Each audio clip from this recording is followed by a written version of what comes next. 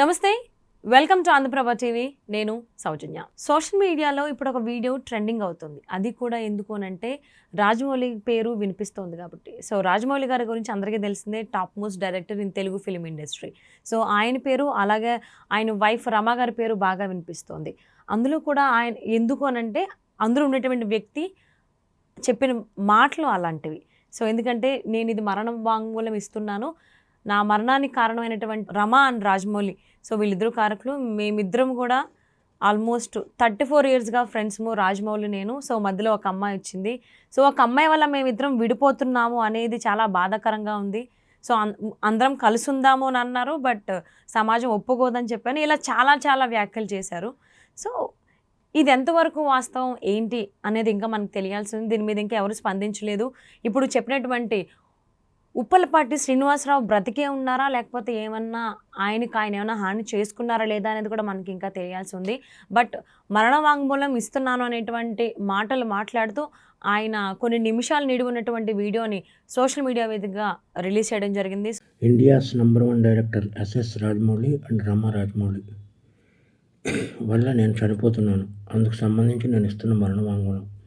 వీడేంటి పబ్లిసిటీ కోసం ఇలా చేస్తున్నాడు అని మీరు అనుకోవద్దు. పబ్లిసిటీ చేసుకునేవాడు ఎవడో చనిపోవాలని అనుకోడు, అందుకే మరణ వాంగ్మూలం ఇస్తున్నాను. నేను పనిచేసిన వాళ్ళలో ఎంఎం కీరవాణి, గుండం గంగరాజు గారు, Chandrashekhar Yeleti, Anu Raghavapudi, Mythri Movies MO Cherry, Dream Farmer Sudheer, ఇలా లిస్ట్ చెప్పుకుంటూ పోతే చాలా ఉంది. వీళ్ళందరికీ మా ఫ్రెండ్షిప్ గురించి తెలుసు. మేము ఎంత క్లోజ్ ఫ్రెండ్స్ ఏంటి అనేది అందరికీ తెలుసు. స్టోరీలోకి వస్తే మాది 1990 నుంచి ఫ్రెండ్స్. మాది 34 సంవత్సరాల ఫ్రెండ్షిప్. రామాయణం, మహాభారతం ఆడవాళ్ళ వల్ల జరిగాయి అంటే ఏంటో అనుకున్నాను, కానీ ఒక అమ్మాయి వల్ల మేము ఇలా అవ్వాల్సి వస్తుందని కళ్ళలో కూడా ఊహించలేదు. అందరి జీవితాలలోనే మా జీవితంలో కూడా ఒక అమ్మాయి ప్రవేశించింది. ముందు రాజమౌళి, తర్వాత నేను. As it is triangle love story, Arya 2. కానీ ముగ్గురం క్లోజ్ కాబట్టి ఇప్పుడు ఏం చేద్దాంరా నేను రాజమౌళిని అడిగితే, ఏం చేస్తాం, మీరు సాక్రిఫైస్ చేయాలి అన్నాడు. అలా ఎలా కుదురుతుంది, అలా సాక్రిఫైస్ చేయడం కుదరదు, మనం ముగ్గురం కలిసి ఉందాం అన్నాడు. అది దారుణంగా ఉంటుంది అన్నాడు. అప్పుడు నేను పెళ్లి చేసుకుంటాను, అప్పుడు నలుగురం కలిసి ఉందాం అన్నాను. అది చాలా చండాలంగా ఉంటుంది, సమాజం ఒప్పుకోదు అన్నాడు.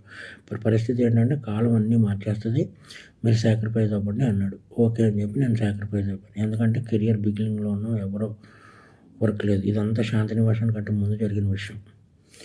అప్పటికి ఇంకా కెరియర్ పీక్స్ రాలేదు. ఈ చిన్న చిన్న గొడవలకి ఇమ్మెచ్యూరిటీతో కొట్టుకుని చేయడం కంటే ఇది బెటర్ కదా అని చెప్పి నేను సాక్రిఫైస్ అయిపోయి పని చేసుకుంటూ వచ్చాను. ఇక్కడి వరకు అంతా బాగానే ఉంది. ఆ #1 డైరెక్టర్ అయిన తర్వాత ఆడికి ఏమొచ్చిందంటే డౌటు, నేను ఇవన్నీ ఎవరికో చెప్పేశాను అని చెప్పి నన్ను టార్చర్ పెట్టడం మొదలుపెట్టాడు. నా 30 సంవత్సరాల జీవితాన్ని వాడి కోసం సాక్రిఫైస్ చేసినందుకు నన్ను టార్చర్ పెట్టడం మొదలుపెట్టాడు. ఎందుకు అంటే, ఒకసారి ఆడికి నాకు చిన్న ఆర్గ్యుమెంట్ జరిగితే మన స్టోరీని సినిమాకి ఇంత ఇస్తాను అని ఒక మాట అన్నందుకు నాకు నరకం అంటే ఏంటో చూపించాడు.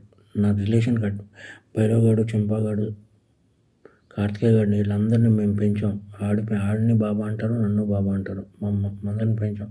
వీళ్ళందరూ దూరం అయిపోయారు, ఫ్యామిలీ మొత్తం దూరం అయిపోయింది. ఎందుకంటే ఈ #1 డైరెక్టర్ అయ్యేటప్పుడు ఈ శాసించేస్తున్నాడు ప్రపంచాన్ని. శాసించేసి నన్ను చంపేయాలన్నంత టార్చర్ పెట్టాడు. ప్లస్ నేను గాడ్సన్ కాదు, ఆయన మహాత్మను చేయడానికి నేను శ్రీను. అందుకని చెప్పి నేను ఈ డెసిషన్ తీసుకున్నాను. ఈ డెసిషన్ తప్పు రైట్ అనేది నాకు పర్సనల్. 55 ఇయర్స్ ఎలాగ అయిపోయినాయి నాకు. 55 ఇయర్స్లో నో మ్యారేజ్, నో ఇది, ఓన్లీ సింగిల్, ఇలా బ్రతికారు. బట్ ఇలా నా వల్ల నా జీవితంలో ఎవరి జీవితం అవ్వకూడదని యూత్కి నేను ఇచ్చే సలహా ఏంటంటే, కెరియర్ని బిల్డ్ చేసుకోండి, అమ్మాయిల జోలికి వెళ్ళకండి. ఇది ఫ్రెండ్స్ నేను చెప్పదలుచుకున్నది. ఎందుకంటే ఏం లేదు, బాధ వస్తుంది. ఒక ఫ్రెండ్ వల్ల నా జీవితం ఇలా అయిందా. ఒక ఫ్రెండ్ కదా, ఫ్రెండ్ ఎప్పుడో అక్కడ అమరేశ్వర్ క్యాంప్ నుంచి మెడ్రాస్ వెళ్ళి, మెడ్రాస్ నుంచి వైజాగ్ వెళ్ళి, వైజాగ్ నుంచి హైదరాబాద్ వచ్చి ఎన్నో కలలు కానీ ఫైనల్గా నేను ఏ డిస్టర్బ్ చేయకపోయినా సరే వీడందరికీ చెప్పేసి ఉంటాడని ఒకే ఒక రీజన్తో నన్ను టార్చర్ పెట్టడం మొదలుపెట్టాడు. కాబట్టి మీ అందరితో షేర్ చేసుకుని, అట్లీస్ట్ ఆడికి చెప్పినా అర్థమవుతలేదు కాబట్టి మీ అందరితో షేర్ చేసుకోవాలని చెప్పి షేర్ చేసుకుంటున్నాను. ఇది ప్లస్ ఇంకొకటి, ముగ్గురు మధ్య జరిగిన దానికి సాక్ష్యాలు అది ఏమి ఉండవు. లైట్ నేను చనిపోతున్నాను కదా, సుమోటో కింద తీసుకుని లై డిటెక్టర్ టెస్ట్ పెడితే తెలుస్తుంది ఏది నిజం ఏది అబద్ధం అనేది. ఎవరైనా లై డిటెక్టర్ టెస్ట్ పెడితే నిజాలు బయటపడతాయి. లై డిటెక్టర్ టెస్ట్ పెడితే కానీ తెలియవు ఏం జరిగిందనేది, మా ముగ్గురి మధ్య ఏం జరిగిందనేది. ఎనీవే ఏదన్నా సాడ్ ఫర్. నా పేరు శ్రీను 1234 ఆడే వేసాడు యమదొంగకి. మీరు 7వ నిమిషం దగ్గర కనబడింది శ్రీను 1234. ఉప్పులపాటి శ్రీనివాసులు ఎగ్జిక్యూటివ్ ప్రొడ్యూసర్, ఉప్పులపాటి శ్రీనివాసులు 1234 అని. అది ఇది నా మరణ వాంగ్మూలం. సో ఆయన చాలా మందితో ప్రముఖులతో ఫిల్మ్ ఇండస్ట్రీకి సంబంధించినటువంటి ప్రముఖులతో ఆయన వర్క్ చేసినట్టుగా మనకి తెలుస్తుంది ఆయన చెప్పినటువంటి వీడియోలో. మరి ఇది ఎంతవరకు వాస్తవం ఏంటి అనేది రమా గారు అండ్ రాజమౌళి గారు చెప్పాలి. మరి ఏం జరుగుతుందో వేచి చూద్దాం.